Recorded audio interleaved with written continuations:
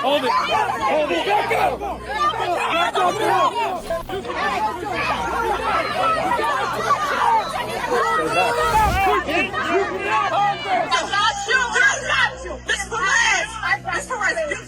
Free Mayor Baraka. Free Mayor Baraka. Free Mayor Baraka. Free Mayor Baraka. I went down there to support them in a press conference, and I would do it again. I have a right to go to those facilities as the mayor of the city.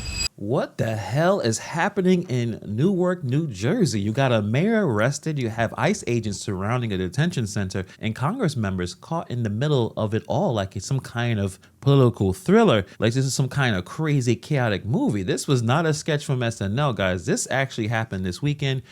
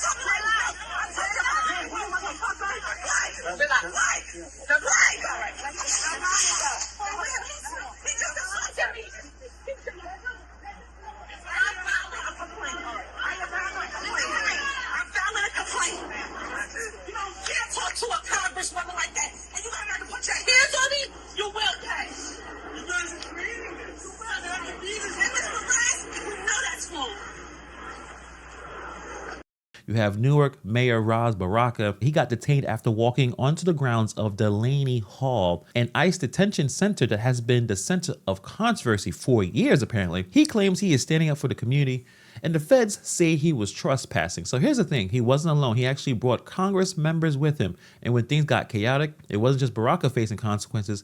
Everyone there was at risk.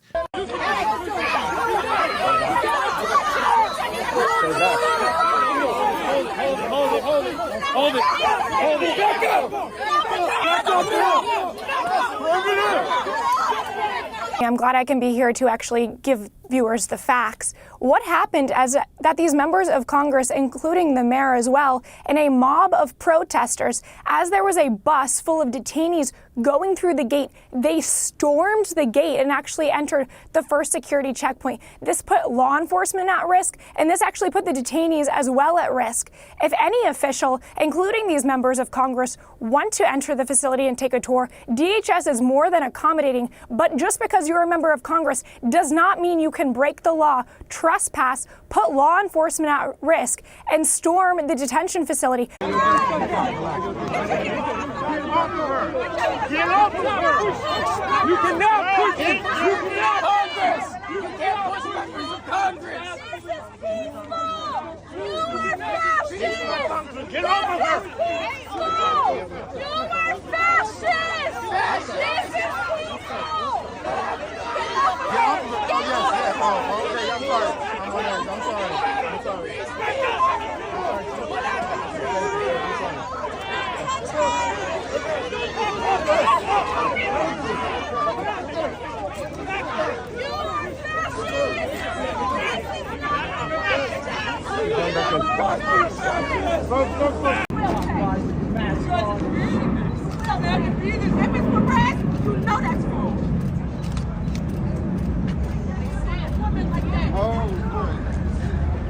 So let's take a look at this crazy, crazy situation and figure out who really crossed the line. Let's get into it. This all went down at Delaney Hall, a detention facility run by a private prison giant, GEO Group. Baraka and others have long claimed that this place shouldn't be operating at all, citing permit issues, failed inspections, and a lack of city oversight. Now, apparently the mayor already filed a lawsuit on this situation. However, when the detainees started moving in on May 1st, he decided to show up in person with a few representatives, and they framed it as an oversight visit, and ICE framed it as trespassing. You know, nothing happened for a long, long time.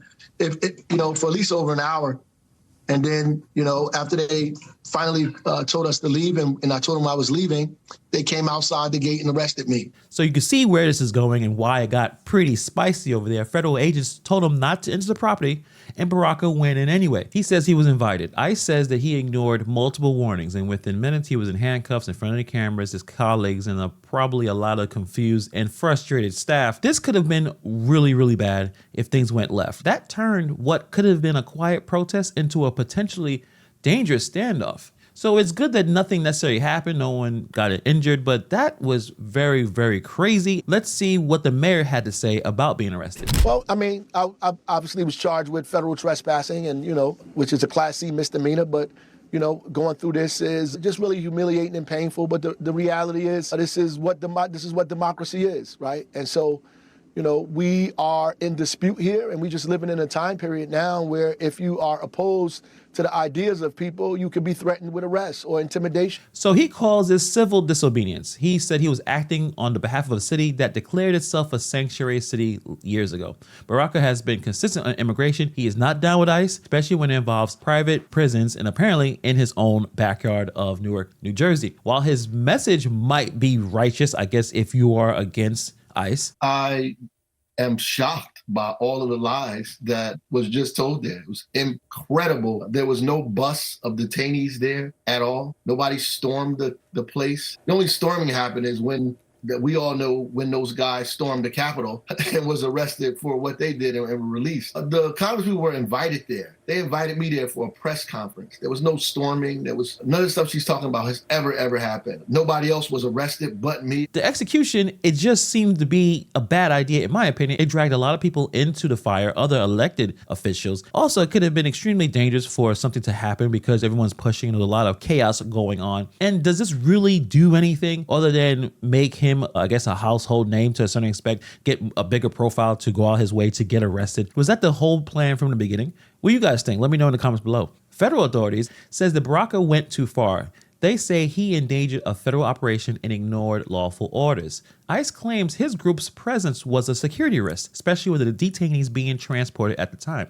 One unnamed source even suggested the mayor was trying to pressure ICE to release these people. Though there's no solid proof on that, to the feds, this wasn't about community activism. It was a disruption. It was a liability. So a lot of protesters supporting this mayor hit the streets, protesting as they do. The signs came out. People saw this as an ICE overreach. Others saw it as a mayor who let his emotions override good judgment. And let's not forget, lawsuits are still pending. Baraka's office is pushing forward with legal efforts to shut down Delaney Hall down, and the feds are holding their ground. So this wasn't just about one protest. This is about control, oversight. ICE wants to get these immigrants out, and the people who are running these sanctuary cities do not want them to get kicked out. So this is the back and forth we're going to be seeing for the next 4 years of the Trump administration. So Baraka walks free, but the tension is still pretty thick. The detention center is still open, full of detainees, still operated by a private contractor. Now, this private contract has a $1 billion contract. So they're getting paid to take care and deal with these detainees. So the question now isn't just who was right, but what comes next. Did Mayor Baraka really take a stand for his city, or did he cross the line and risk other people's safety in the process? Was this brave? Was this reckless? Was this both? Was this leadership in action, or this was a political flex gone wrong? Also answer this question as well. Should city officials have the legal authority to oversee or inspect federal facilities operating within their jurisdiction? In this channel, we talk a lot about transparency, making sure that people are able to see what's going on.